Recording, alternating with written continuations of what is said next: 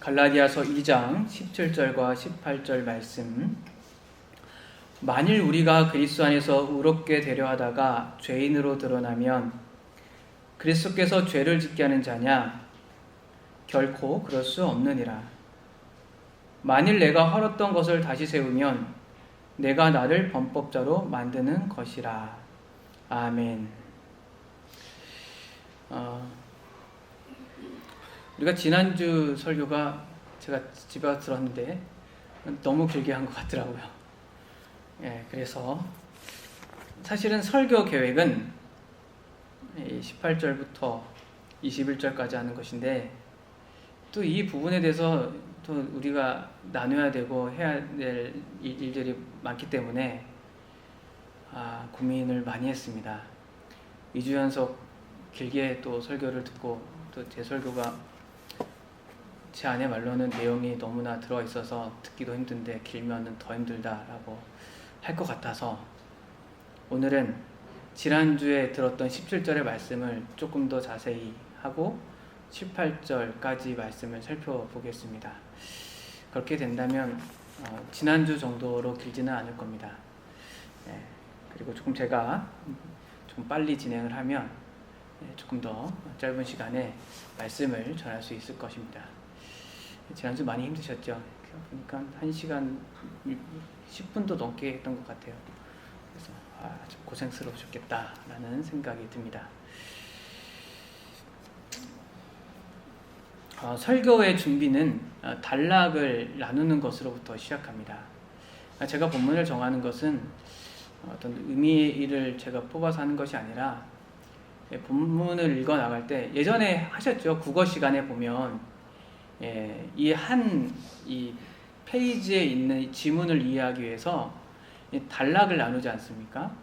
그래서 이제 시험지에 보면 기역, 단락이 나눠져 있죠. 니은, 디귿, 리을. 그래서 질문이 있고 여기서 이 질문에 따른 단락은 무엇입니까? 기역, 니은, 디귿, 리을 이렇게 하죠. 단락 나누기거든요. 그 의미 단위로 토막을 내는 거죠. 음단을. 이 갈라디아서 오늘 본문에 속한 이 맥락들을 좀 이해하면 좋을 텐데요.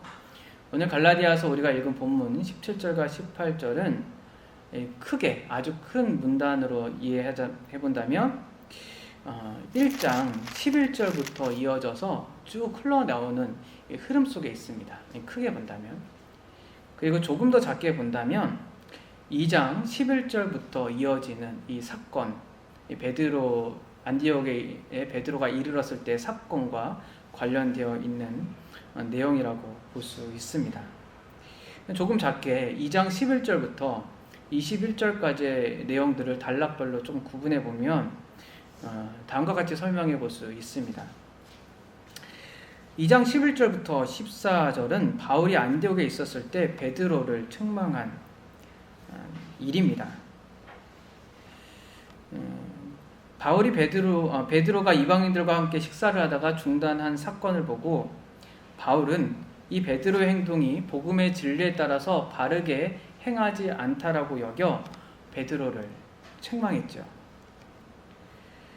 여기 보면 이 11절과 14절의 이 내용들을 보면 11절에 내가 이렇게 되어 있죠. 주어가.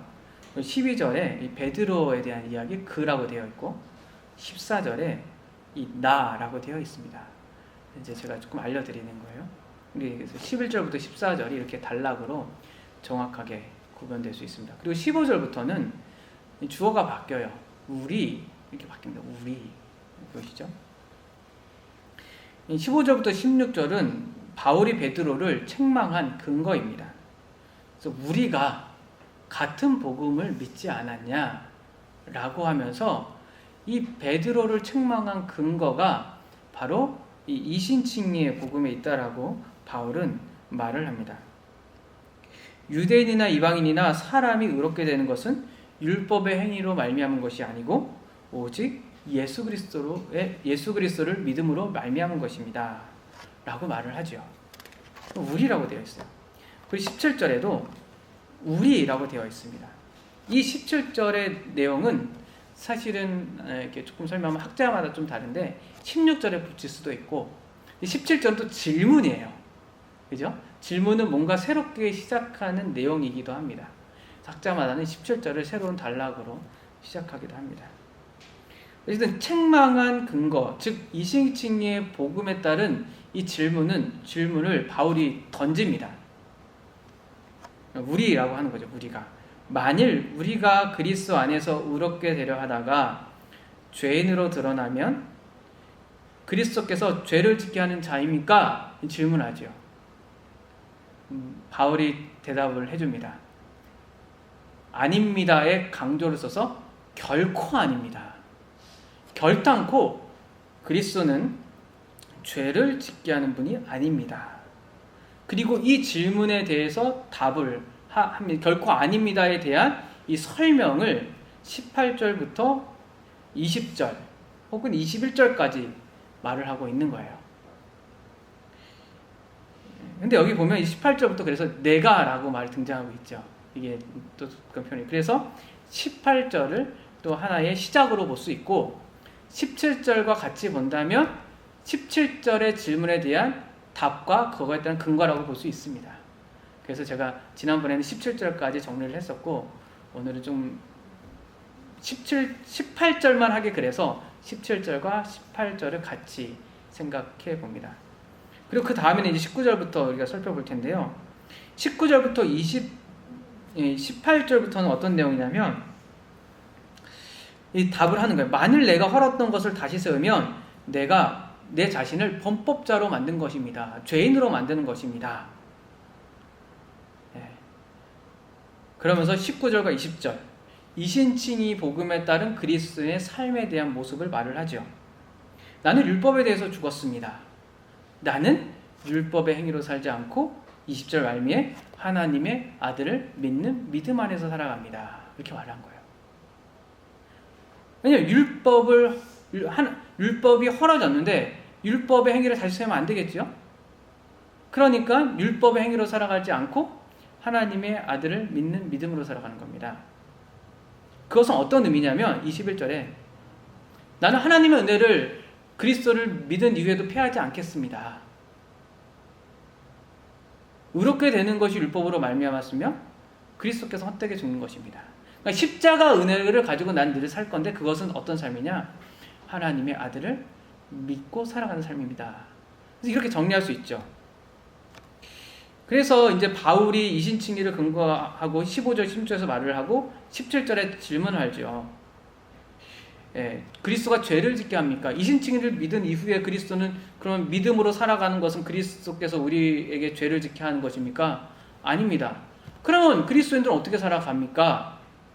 믿음으로 살아간다. 믿음으로 의롭게 되고 믿음으로 살아간다라고 바울이 지금 말을 하고 있는 거예요. 거기에 행위를 덧붙이지. 행위에 대해 행위를 따라서 하나님께 의롭게 하려고 하는 어떤 것도 넣지 마라 라고 하는 것이 바울의 요지 중에서 오늘 17절과 18절을 살펴보는 겁니다. 17절의 말씀이죠. 바울은 지금 베드로가 행한 행동을 해석하여서 말해주고 있습니다. 17절에서 그리스도 안에서 의롭게 되려 하다가 죄인으로 드러난다면 그리스도께서 죄를 범하게 하는 것이 아닙니까? 라는 질문을 합니다. 이 질문은 베드로가 한 행동과 관련되어서 이해를 해야 합니다. 맥락적으로 그렇잖아요. 문맥적으로 2장 11절부터 시작했기 때문에 이렇게 이해해야 합니다. 베드로는 이방인과 식사를 하다가 다시 한번 떠올리면 베드로는 이방인과 식사를 하다가 야고보에게 온 형제들로 인하여서 할례자들을 두려워하여 이방인들과 식사하는 것을 중단하였습니다. 사실 베드로가 이방인들과 식사했던 근거는 복음 때문입니다. 이방인이나 유대인이나 모두 예수 그리스도를 믿음으로 의롭게 된다 혹은 구원받는다는 이 복음 때문에 베드로는 안디옥에서 이방인들과 유대인들과 함께 식사를 했던 것이죠. 그런데 베드로가 이방인들과 식사하는 것을 중단하면 어떻게 되었냐면 유대인들이 주장하는 것을 동의하는 것처럼 보이게 되었습니다. 즉 유대인들은 어떻게 생각했냐면 이방인들과 식사를 하는 것은 하나님의 율법을 어기는 것이다. 그러니 예수를 믿고 이방인들과 식사를 했던 베드로가 식사를 중단한 것은 유대인들이 주장하는 것을 베드로가 인정하는 것처럼 보였습니다.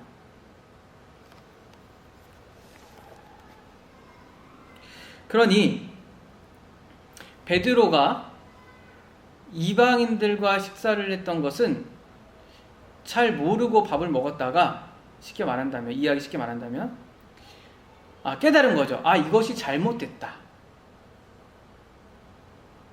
그래서 식사를 중단했다 라고 유대인들에게 보였던 거예요.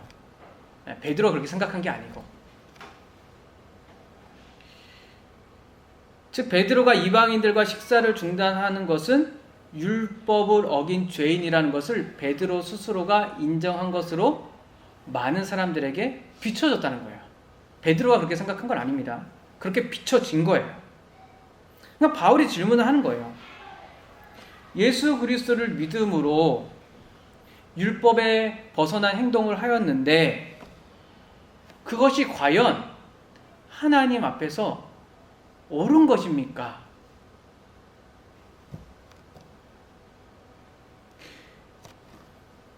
아니 예수 그리스도를 믿음으로 하나님 앞에 의롭게 된다라고 의롭다 함을 받는다고 했는데 그게 아니라 예수를 믿음으로 율법을 어기고 이 죄인의 자리에 서는 것은 아닙니까? 라고 질문을 하는 거예요. 우리는 이미 답을 알고 있어서 아니라고 말을 하겠죠. 바울이 결코 아닙니다라고 말했으니까요. 바울의 대답은 예수님은 죄를 짓게 하는 분이 아니라는 거예요. 바울은 도리어 이렇게 결코 아니라는 말 속에서 이러한 의미를 담고 있는 것 같습니다. 의롭게 되기 위해서 그리스도를 믿음이 죄를 짓게 만들었다면 그리스도가 죄를 짓게 만들었다는 의미입니까? 쉽게 말한다면 그리스도를 믿음으로 우리가 율법을 어겨 죄인으로 드러나는 것과 그리스도가 우리에게 죄를 짓게 하는 것이 무슨 상관입니까? 라고 질문하는 거죠. 논리가 좀 복잡하죠? 그래서 이게 바울 서신이 읽기가 되게 어려워요. 쉽게 말한다면 간단히 말하면 그리스도께서는 죄를 짓게 하는 분이 아니라는 거예요. 우리는 본래 율법을 어기는 죄인이고 그리스도가 우리가 죄를 지었다고 해서 그리스도께서 우리에게 죄를 짓게 하는 분으로 말하지 말라라는 거예요. 서로 관련이 없는 거예요. 관련이 없는 것을 왜 관련시키냐 이거예요. 바울의 말은. 여러분 이게 똑같은 내용도 어떻게 연결하는가에 따라서 의미가 달라지는 거예요. 하나님의 율법을 어기면 죄인이 맞지요. 근데 그 죄인인 것을 지금 무엇으로 연결시키면 안 된다고 바울이 말하고 있냐면 그리스도께서 죄를 짓게 하는 것과 연결시키면 안 된다고 말하는 거예요. 왜요? 이 질문이죠. 왜요? 라는 거죠. 왜 그렇습니까? 이 18절에 이제 바울이 그 이유를 설명하는 것이죠. 왜냐하면 만일 파괴했던 것을 내가 세운다면 나는 스스로 범법자라는 것을 입증합니다. 바울의 말이 좀 이해되십니까? 조금 이제 내용을 조금 이해하고 계세요? 그러니까 베드로가 이방인들과 식사하는 사건을 가지고 지금 바울이 계속적으로 논지를 전개시키고 있는 거예요.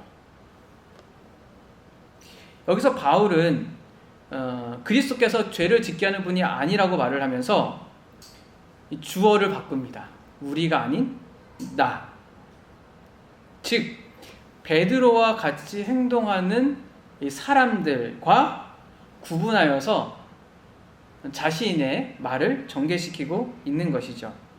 즉 이렇게 우리가 아닌 나로서 베드로가 말을 함으로써 이 글을 읽는 성도로 하여금 베드로와 같은 행동을 했다면 주의하게끔 만듭니다. 그리고 돌아보게끔 만드는 거죠. 우리는 복음을 믿었다. 그러나 복음을 믿는 우리가 모두가 다 같이 복음에 따라서 바르게 행동하는 것은 아니다. 여기서 누군가는 베드로와 같은 행동을 하는 자가 있다. 근데 그것은 복음에 따라서 바르게 행동하는 것이 아니다. 그리스도는 죄를 짓게 하는 분이 아니니까. 그렇다면 그 이유는 무엇인가? 그러면서 나라는 얘기를 하고 있습니다. 여기서부터 이제 그리스도인의 삶에 대한 이야기가 시작되기 시작합니다. 믿음으로 말미암아 의롭게 되었다면 우리가 살아가는 방식과 원리는 무엇인가? 라는 것과 그것에 대해서 얘기한다고 말할 수 있습니다. 내가 만일 헐었던 것을 다시 세운다면 나는 나 자신을 범법자로 만드는 것입니다. 이게 무슨 말일까요? 여기서 헐었던 것은 분명하게 앞에 있는 내용 속에서 드러납니다. 율법의 행위죠. 율법의 행위를 지금 바울은 헐었잖아요. 하나님 앞에 의롭다함을 얻기 위해서. 그러면 헐었던 것은 율법의 행위니까 율법의 행위를 내가 헐었던 것을 다시 세운다라는 것은 율법의 행위를 다시 세운다는 것입니다. 예수를 믿고도 율법의 행위를 다시 세운다면 나는 범법자로 만드는 것이다 라는 겁니다.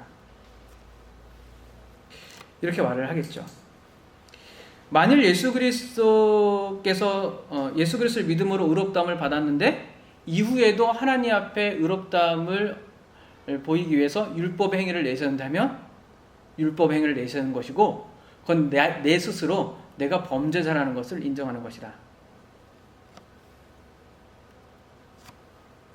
쉽게 말한다면 그리스도가 오시기 전으로 나는 돌아가야 될 사람이다 라는 겁니다.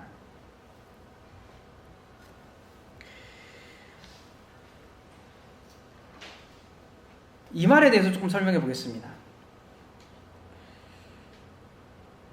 그리스도가 오시기 전에 돌아간다라는 것은 하나님께 죄를 짓는 것입니다. 이게 범법자라는 게 이 말이에요. 이 범법자라는 것은 율법을 어겨서 범법자가 됐다는 말이 아니고 그리스도께서 오시기 전으로 나를 되돌리기 때문에 나는 범법자가 된다는 거예요. 그러니까 여기서 이 죄에 대한 맥락들을 잘 이해하면서 흘러가야 됩니다. 따라오시고 계시는지 모르겠어요. 정신을 바짝 차려야 됩니다. 그러니까 쉽게 말한다면 그리스도께서 죄를 짓는 자가 아니라고 말했잖아요. 결코 그럴 수 없다. 왜요?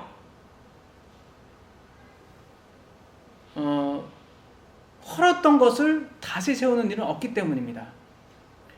헐었던 것을 다시 세우는 것은 그리스도께서 오시기 전으로, 그러니까 그리스도를 인정하지 않음으로써 않는 거예요. 않는 것은 내가 범법자가 되는 겁니다. 이 범법자는 뭐냐면 그리스도의 오심을 내가 지금 인정했다는 것이 나의 잘못입니다 라는 거예요. 유대인들이 말한 게 맞다라는 거죠.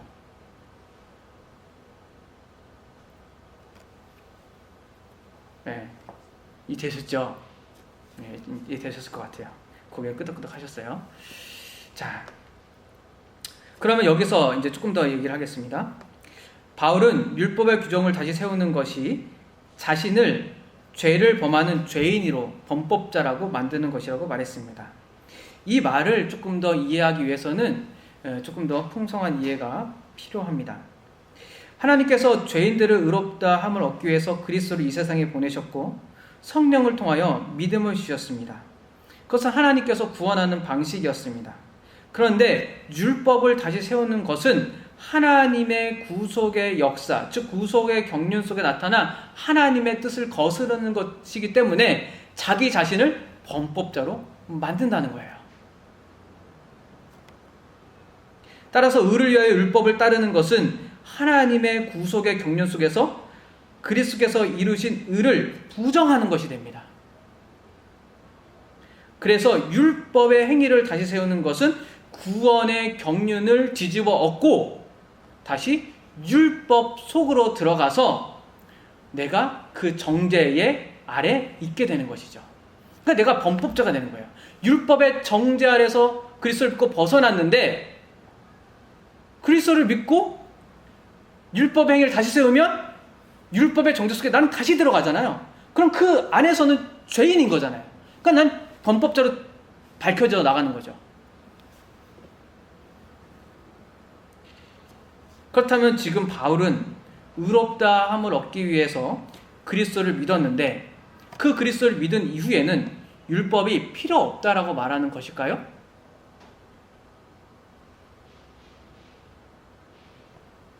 그리스도가 오시고 그리스도를 믿은 이후에 율법이 필요 없다라고 지금 말하는 것일까요?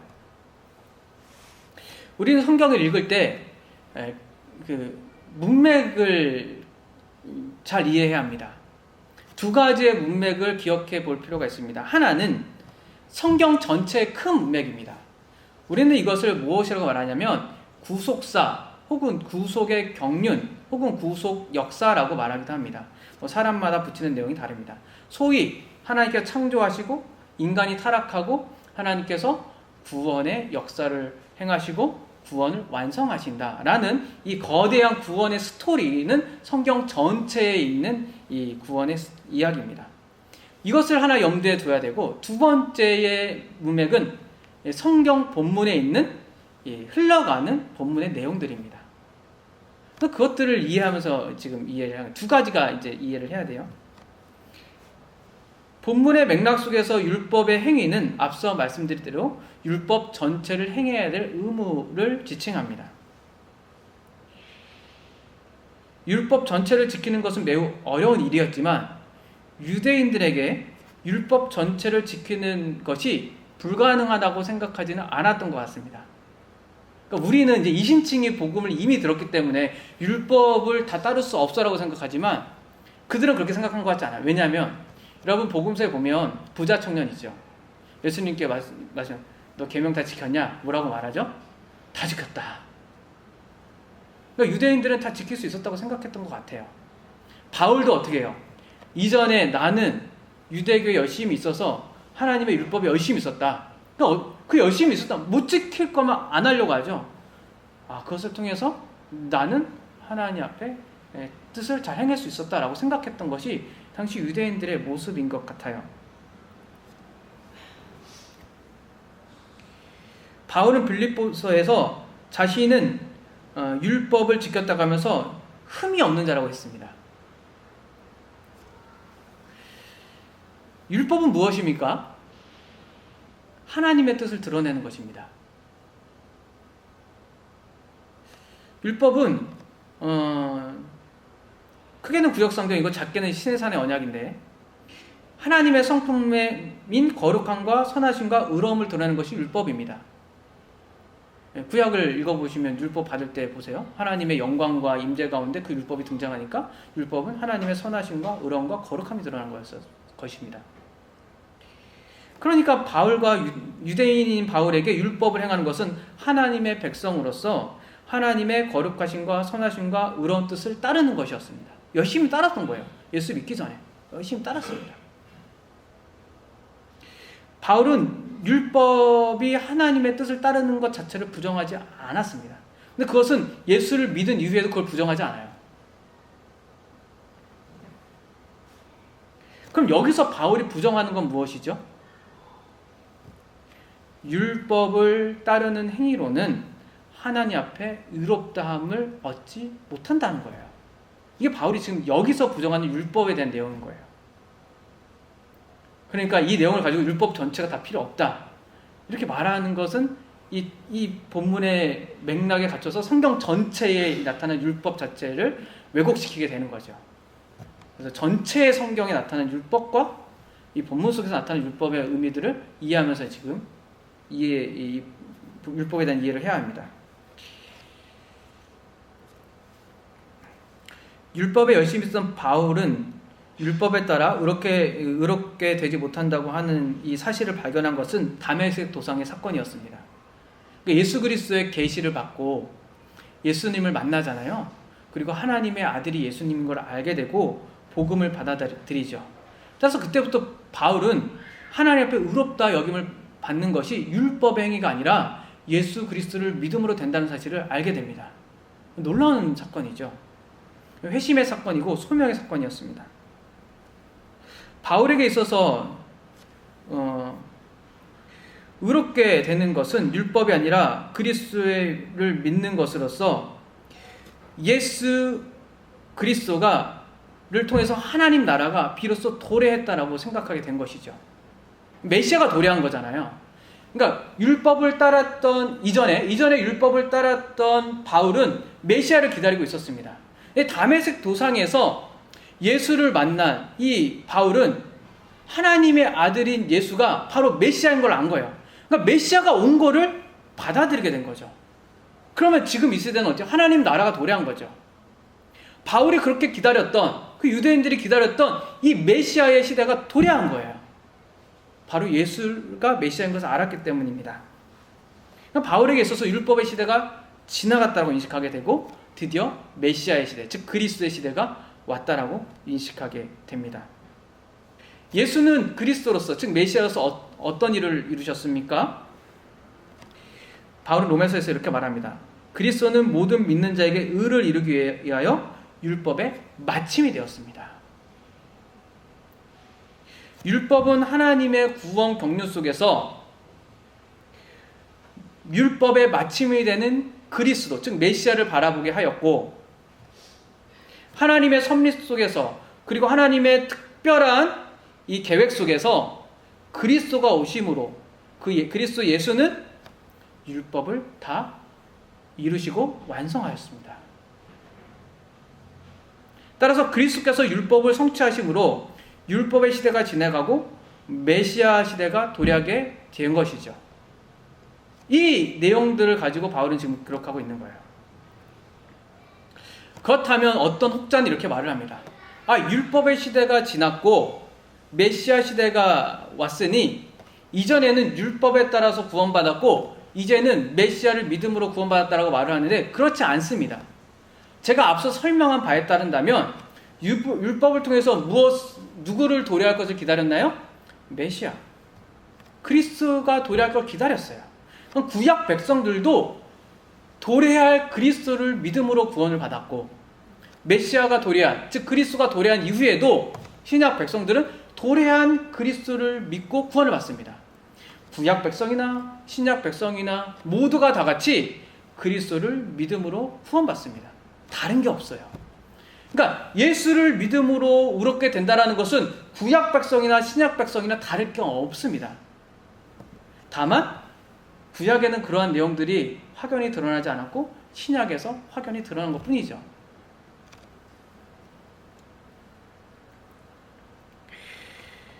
이러한 구원의 경륜을 우리의 구원, 우리 자신의 구원에 적용해 보면 어떻게 될까요?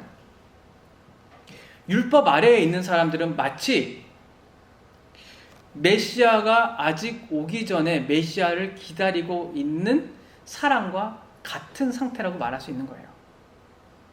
그런데 지금 우리는 그리스도가 오신 후에 살아가고 있나요? 그리스도가 오시기 전에 살아가고 있나요? 그리스도가 오신 이후에 살아가고 있죠.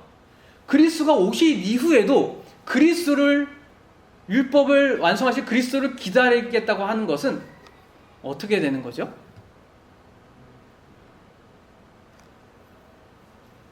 뭔가 이상하지 않습니까? 하나님께서 구원의 역사들을 지금 진행해 나가고 계시는데 나는 메시아 그리스도가 오시기 전에 있는 상황 속에서 메시아를 기다리고 있는 거예요. 이게 무엇과 똑같다고요? 율법의 행위를 다시 세우는 것.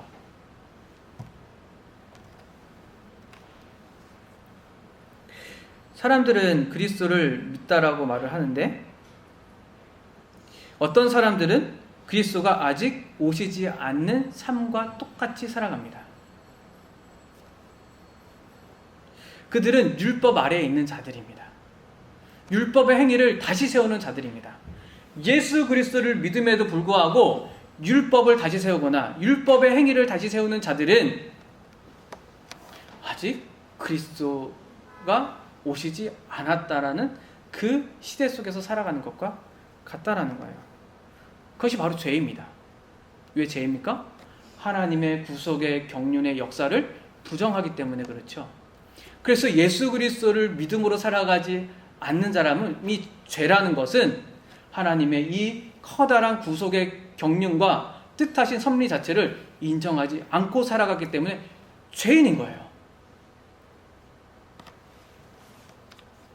죄 아래 있는 거예요. 그 구속의 경륜을 받아들이지 않는 사람은 율법 아래서 죄 아래서 정죄 가운데 살아가고 있는 것이죠. 율법의 행위는 아주 다양한 형태로 나타납니다. 제가 지난전에도 말씀드렸지만 종교의식, 도덕적 의무, 심지어 교회 안에서 그리스도를 따르고 성령을 따르는 것 자체도 자칫 잘못하면 율법의 행위로 변질될 수가 있습니다. 그러니까 이 바울의 말한 구속적 경륜과 또 믿음으로 의롭다함을 얻고 살아가는 삶에 대해서 이해를 하지 못한다면 우리는 곧 우리가 하는 모든 행위가 율법의 행위로 바뀔 수 있고 베드로처럼 변할 수 있다는 것을 늘 경계해야 되는 것이죠. 바울은 율법을 따르는 것 자체를 부정하지는 않았습니다. 이후에 살펴보겠지만 사랑하는 율법에 대해서 바울은 부정하지 않았어요. 율법의 행위를 부정하고 있습니다. 다시 말씀드립니다. 율법은 하나님의 뜻을 행하는 것이 맞습니다. 우리는 그것을 부정하지 않습니다. 우리가 부정하는 것은 그 하나님의 뜻을 행하는 율법을 따름으로 하나님 앞에 의롭게 설 수 있게 된다는 것을 부정하는 겁니다. 그러니까 의롭게 설 수 없게 되는 거예요. 율법으로는.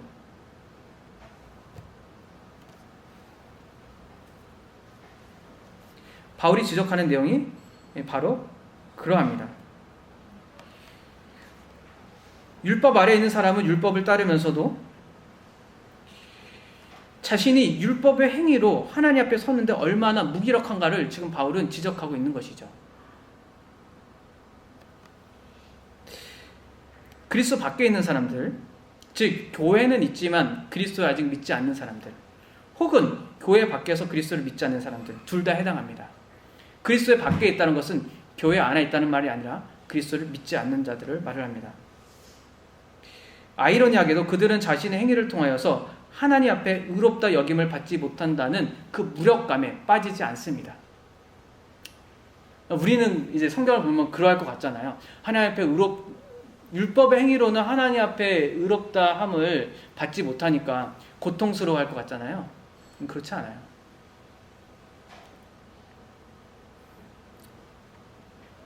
아이러니하게 그들은 자신이 원하는 모습의 기준을 세워놓고서 그것에 도달하지 못하는 모습을 보고 괴로워합니다. 그거는 믿는 자랑 믿지 않는 자랑 똑같아요. 믿지 않는 자가 자식이 원하는 것을 괴로워하나 믿는 자가 종교적인 이 모양새를 둔갑하여서 괴로워하나 똑같다는 거예요. 그것이 신앙의 수준이든 종교적인 형태이든 도덕적인 모습이든 다르겠지만 율법을 따라 살아가는 자들은 자신의 세워진 기준에 따라서 도달하지 못하는 것에 대한 괴로움이 있습니다. 그러나 그들은 하나님 앞에 서지는 않습니다. 그것은 마치 특히 교회 안에서 이런 일들이 일어납니다. 새 시대와 옛 시대 사이에 갈등하는 그리스도인들, 즉 뭐냐면 이미와 아직 사이에 갈등하는 사람들 있잖아요. 하나님 앞에서 그렇게 살아가는 사람들의 모습과 아주 비슷하게 등장하기도 합니다. 그러나 그들과 대화해보면 그들이 정말 하나님 앞에 서기를 원하는가? 아니면 자신이 세워준 기준 가운데 서는가? 알아볼 수 있습니다. 좀 긴 시간 얘기해야 됩니다. 생각보다 많은 사람들이 하나님 앞에 서기보다는 자신이 만들어 놓은 하나님 혹은 자신이 만들어 놓은 신앙의 기준에 놓고서 괴로운 경우가 많이 있습니다.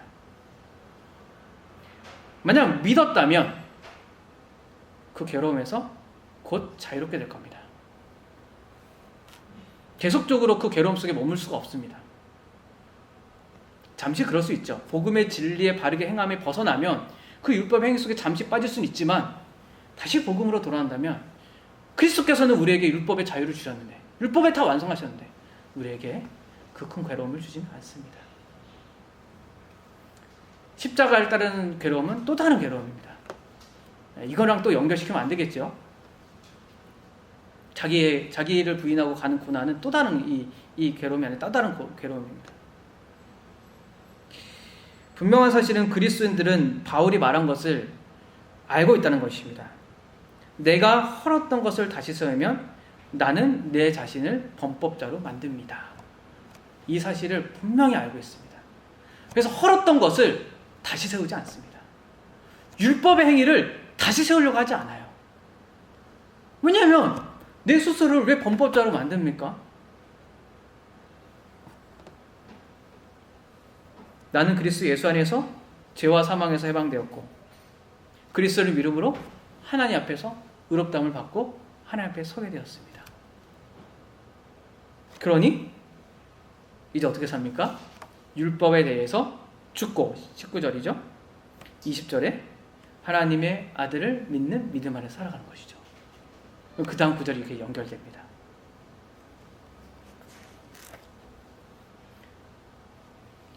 이 놀라운 복음 아닙니까? 자유를 주고 믿음에 따라서 하나님 앞에 거룩하게 살아가는 이 삶의 기반이 되는 이 복음의 내용을 그리스도는 알고 있는 것이죠. 그리스도는 죄를 짓게 하는 분이 아닙니다.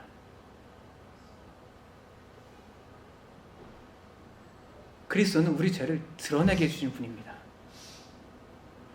율법을 통해서 내 죄를 드러내는 것과 비교할 수 없을 정도로 그리스도 앞에서는 우리의 죄가 너무나 많이 드러납니다. 율법을 통해서 한두 가지 죄를 드러냈다면 그리스도 앞에서는 우리의 전 존재가 바로 죄인인 것을 드러내기 때문에 그렇습니다. 그것을 경험한 사람이 그리스도인입니다. 십자가에 죽으신 그리스도의 죽음은 우리의 죄가 얼마나 깊고 우리의 죄가 얼마나 넓고 우리의 존재가 얼마나 보잘것 없는지를 드러냅니다. 율법의 도덕의 한두 가지 어겼다고 죄인이라고 말하는 것과 전혀 다릅니다. 그것을 알기에 복음을 믿는 거예요.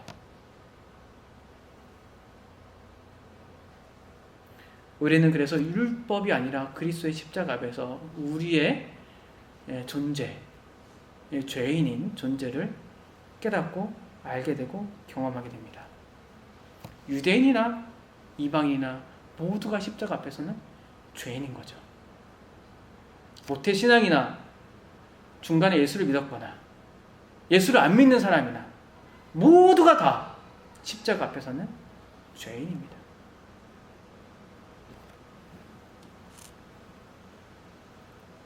바울이 이렇게 말을 하는 거예요. 유대인으로서 이방인들과 식사를 했다는 행동이 죄인으로 만드는 것이 아닙니다. 그건 율법에 어긴 게 맞죠. 유대인들 입장에서 본다면. 하지만 율법 하나를 지키지 못해서 죄인이 아니라 우리는 죄인이기 때문에 율법을 지키지 못했다고 말을 하는 거죠.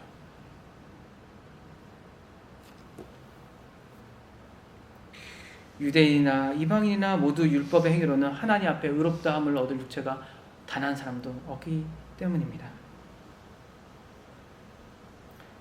그래서 이 사실을 분명히 아는 사람이 그리스도를 믿습니다. 하나님 앞에 서본 사람이 그리스도 십자가 속에서 나의 죄에 대해서 아는 사람이 예수를 믿는 거예요. 그리고 예수를 믿고 살아갑니다. 이 사실을 알기 때문에 그리스도께서 그리고 내가 믿음으로 헐었던 율법의 행위로 더 이상 살아가지 않는 것이죠.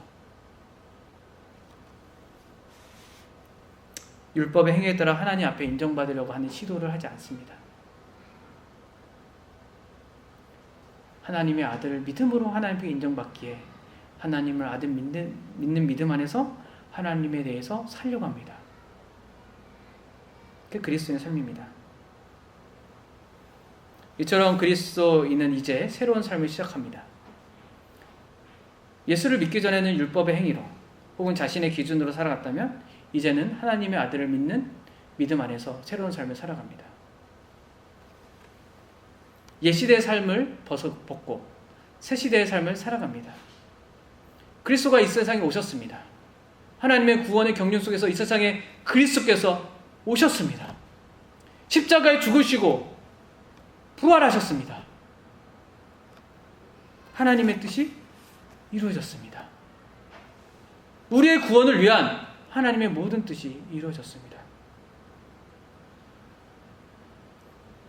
우리는 그 시대 이후에 살아가고 있습니다. 여러분, 질문 하나 던져보겠습니다. 여러분의 순종이 그리고 여러분의 행위가 아주 고결하고 순결하다고 하더라도 그리스도를 넘어설 수 있겠습니까? 우리 주 예수님께서 이 세상에 한 모든 일들을 따라서 넘어설 수 있겠습니까?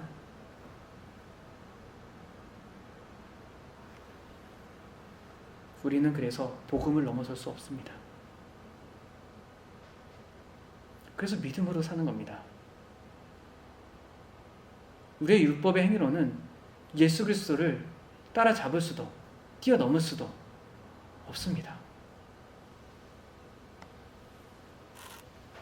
그리스도는 우리가 따라가야 될 대상이지만 맞습니다. 그 따라가야 할 대상은 신뢰의 대상으로서 따라가야 될 대상입니다. 즉 그리스도는 우리의 구속주로서 하나님 앞에 살아가는 모습을 보여주지만 우리는 그리스도를 뛰어넘을 수는 없습니다. 그래서 복음을 믿음으로 그리스도를 따라 하나님께 대하여 살아가는 겁니다.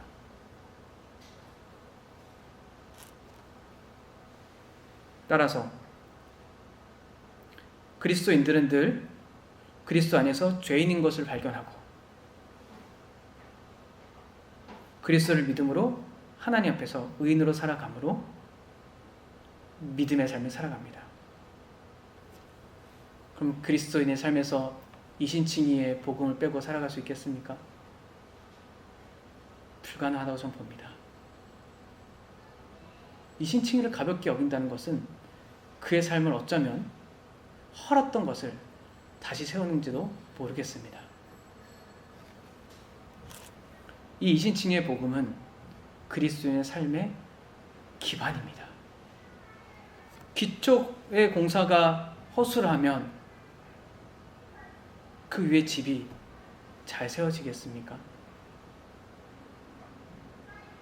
그러므로 여러분,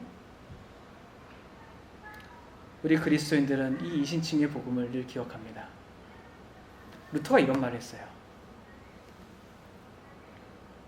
이 말하고 오늘 설교를 마치겠습니다.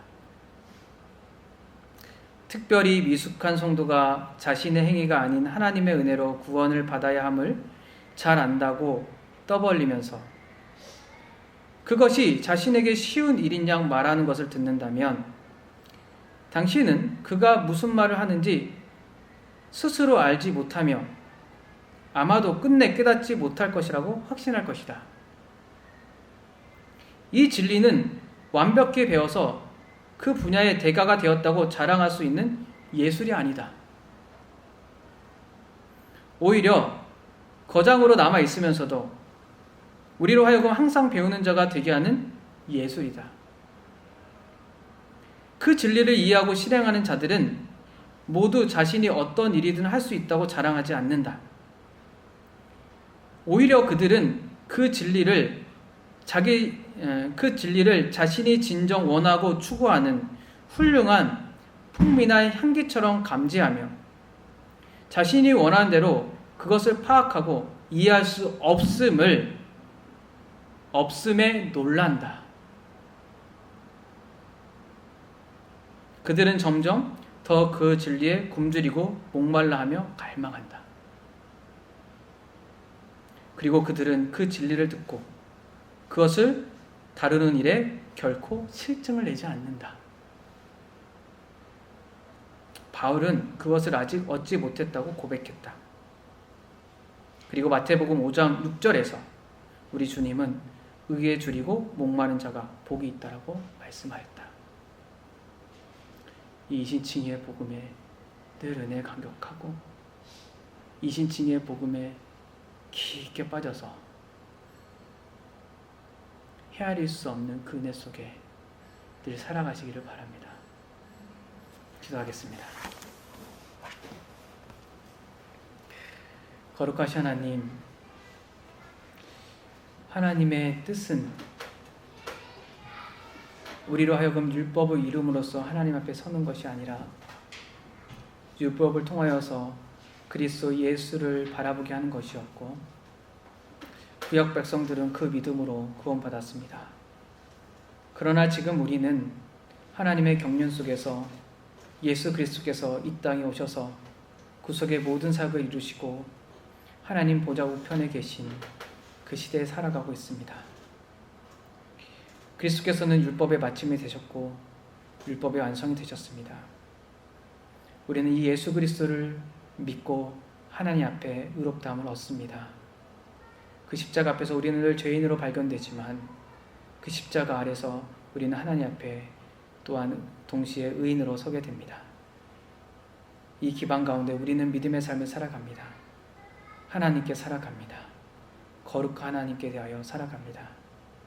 이 복음의 은혜들을 늘 우리 가운데 머물게 해주시고 은혜에 잠기게 해주셔서 그 은혜에 감격하여 살아가게 해주시옵소서. 우리 구주 되시는 예수 그리스도의 이름으로 기도합니다. 아멘.